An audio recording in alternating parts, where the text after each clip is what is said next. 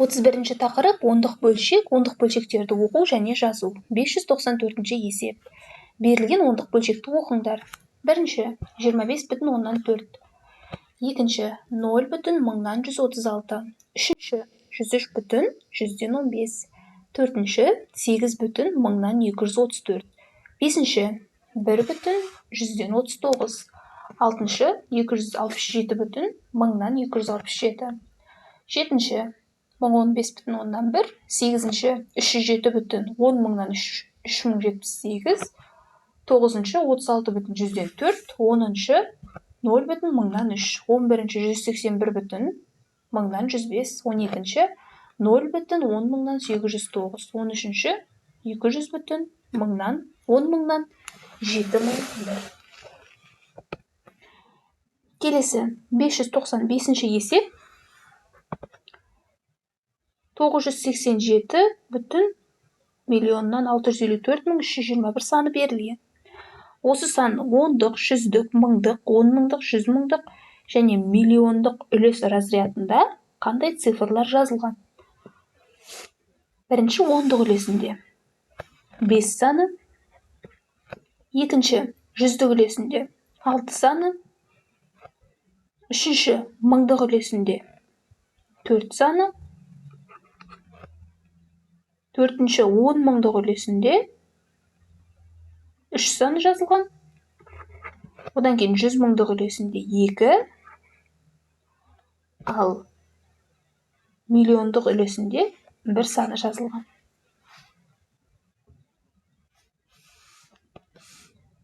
Келесі 596-ші есеп. Сөйлемде кездесетін сандарды жазыңдар. Бірінші, мұхиттардың орташа тереңдігі 3,9 километр. Келесі, екінші, жердің күнді айналу жылдамдығы 29,9 секунд. Үшінші, бұқтырма су қоймасының толық көлемі 49,162 текше километр.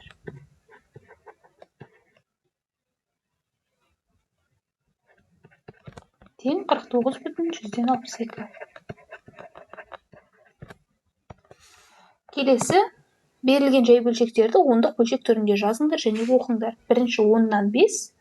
Бұл 0,5. Екінші, 100-ден 31. 0,131. 6,30-дан 37. 100-ден.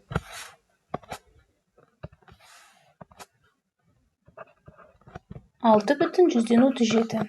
8,10,000-дан 111. Одан кейін 10 мыңнан 93. Бұл 0,10,000-дан 93. Одан кейін 100 мыңнан 619. 0,100,000-дан 619. Келесі 598-ші есеп. 9,043,206 санының оң жағынан бір үтір қайырып, шыққан санды оқыңдар. Яғни оң жағынан бір санды қайырса, демек 904,320,6. Одан кейін сол үтірді солға бір орын жылышта отырып, шыққан сандарды оқып шығыңдар.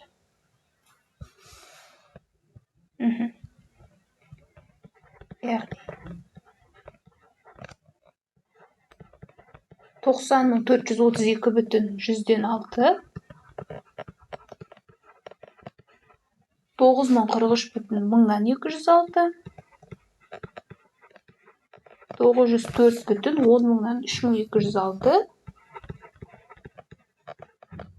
90,100,000-дан 43,206. Және соңғысы 9,000,000-дан 43,206. 599-шы есеп. қосындының мәнін ондық бөлшек түрінде жазыңдар. Бірінші 100-ден 7-ге 100-ден 11-ді қосайық. Яғни ортақ бөлім 100, 7-ге 11-ді қоссақ 18. 100-ден 18, ондық бөлшек түрінде жазсақ 0,100-ден 18. Келесі. 70 қосу 10 мыңнан 481. Яғни 70 бүтін 10 мыңнан 481. Және ондық бөлшек түрінде жазайық. Келесі 5 қосу 1000-нан 17. Яғни 5 бүтін 1000-нан 17.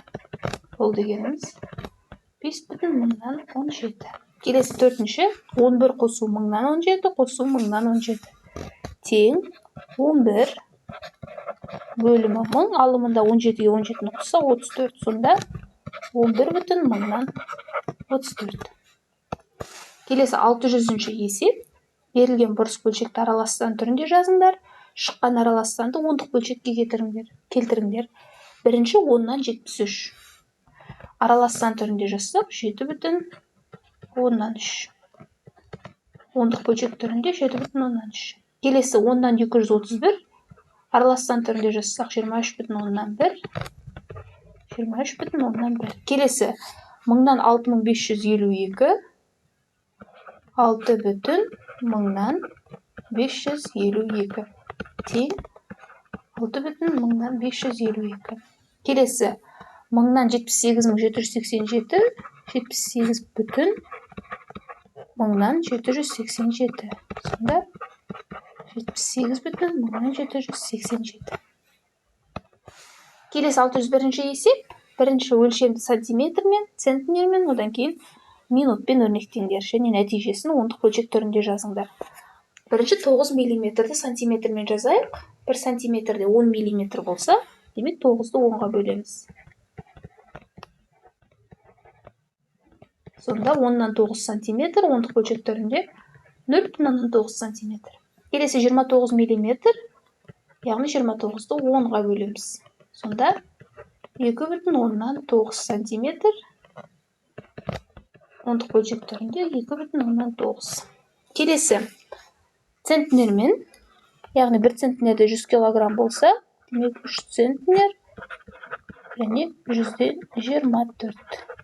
Демек 3 бүтін 100-ден 24 центнер.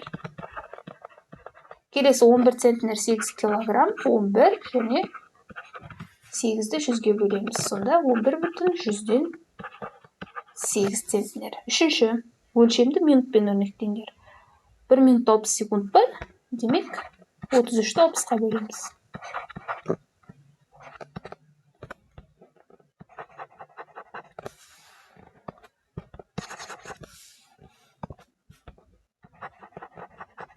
Келесі 18 секунд, яғни 18-ді 60-қа бөлеміз. Және осы күйінде қалдырамыз. Себебі ондық бөлшекке айналдыру үшін оның бөлімі 10-ға, 100-ге, 1000-ға, 10 мыңға тең болу керек. 602-ші есеп. Амалды орындап, нәтижесін ондық бөлшек түрінде жазыңдар. Бірінші 8,2-ден 1 қосу 1,5-ден 2. 8-ге 1-ді қоссақ 9. 2 мен 5-тің ортақ бөлімі 10. Демек 2-ні 5-ге, 5-ті 2-ге көбейтеміз. Сонда 5 қосу 4. Тең 9,10-нан 9. Ондық бөлшек түрінде 9,10-нан 9. Келесі 10,4-тен 1 азайту 6,5-тен 1. 10-нан 6-ны азайтсақ 4, 4-тен 5-тің ортақ бөлімі 20.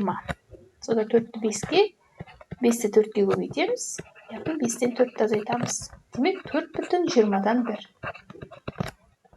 Ондық бөлшекке келтіру үшін 20-ны 100-ге келтірейік. Ол үшін 20-ны алымы мен бөлімін 5-ге көбейтеміз. Сонда 4,100-ден 5. Келесі, берілген бөлшектерді бөлімі 10-ға еселік болатын бөлшекке келтіріп, оған тең ондық бөлшекті жазыңдар. Бірінші 5-тен 3. 10-ға еселік 10-ға келтіру үшін алымы мен бөлімін 2-ге көбейтеміз. Сонда 10-нан 6, ондық бөлшек түрінде жазсақ 0,10-нан 6. Келесі 4-тен 1, 100-ге келтіру үшін алымы мен бөлімін 25-ге көбейтеміз.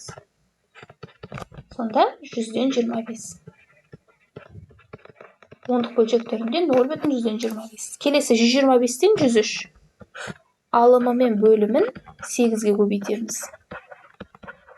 Сонда 1824. Ондық бөлшектерінде 0,1824. Келесі 250-ден 7. Алымы мен бөлімін 4-ге көбейтеміз. Сонда 1028. Ондық бөлшектерінде 0,28. Келесі 64-ші есеп. Берілген жай бөлшектерді ондық бөлшектерге айналдырыңдар. Неліктен бірде ондық бөлшектер шығатынын түсіндіріңдер. 3,40-1. Алымы мен бөлімін 25-ге көбейтейік. Сонда 3,25. Келесі 3,205. Алымы мен бөлімін 5-ге көбейтеміз. Сонда 3,25.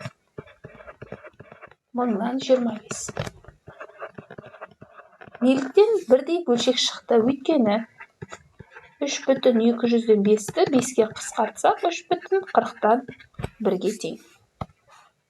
605-ші есеп. Симон Стевин еуропалық математикаға ондық бөлшек терминін енгізген және оны 1585 жылы шыққан 10 кітабында қолданған математика ғалым және инженер. 606-ші есеп.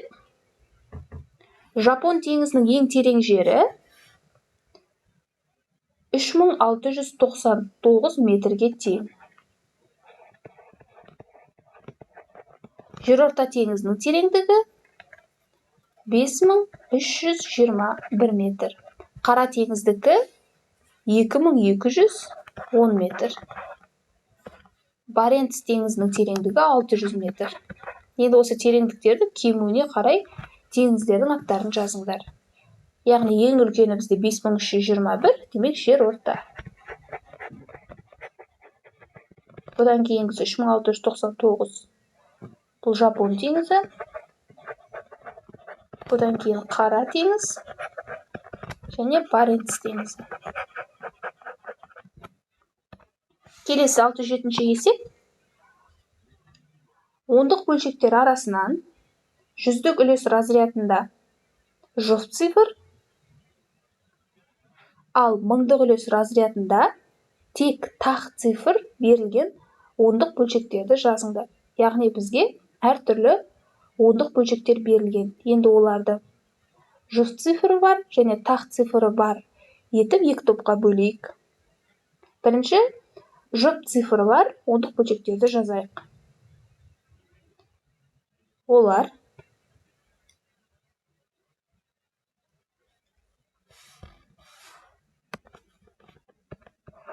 0,100,000-100,000-56,000, 56,766. Одан кейін 9,401. Одан кейін 5,403 және 7,5.